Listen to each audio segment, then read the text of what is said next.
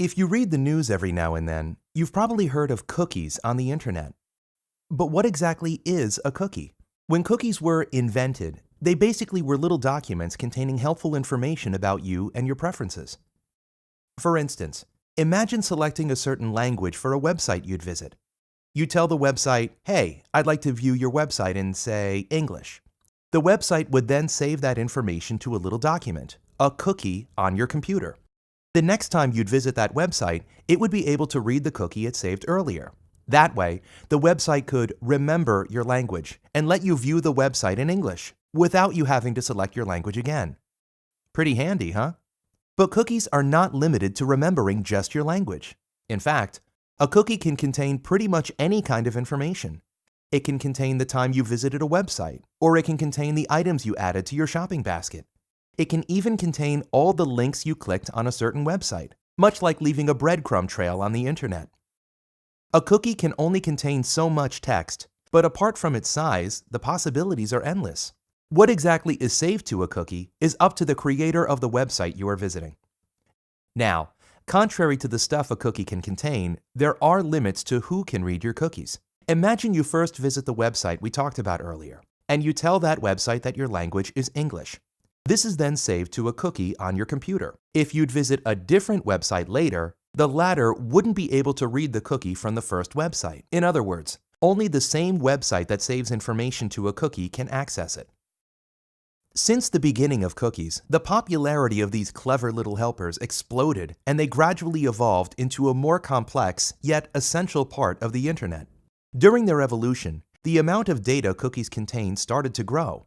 At first, they'd contain just a few preferences, like your language and maybe your preferred layout for a website. But soon, developers realized that the more information they could store about you, the better they could suit your needs. Cookies started containing more and more data, and eventually started pushing their size limitations. Subsequently, developers came up with a clever workaround. What if they would simply store a unique ID in a cookie on your computer, and save the rest of the data in their own system? That way, they could save unlimited amounts of data.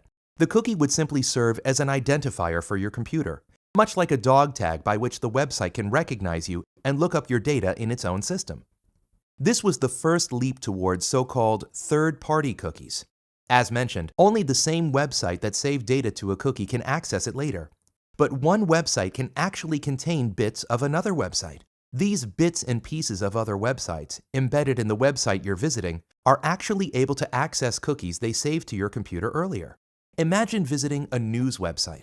Apart from news articles, many news websites contain a couple of ads. These ads are in most cases bits of other websites embedded into the news website.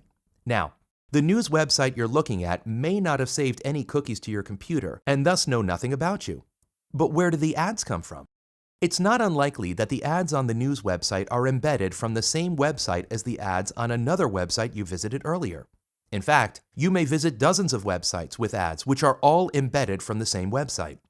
So what does this mean? This means that if the website the ads come from has saved a cookie to your computer earlier, it can identify you and save information about you through other websites. So while you're reading that news website, shopping for new shoes, looking up cures for a headache, or reading the latest gossip, the ads on those websites can identify you, look up your information in their own system, and dynamically show ads that you're most likely to be interested in, while simultaneously saving information about what you're doing online. So is this a bad thing? Are cookies dangerous? That depends, really.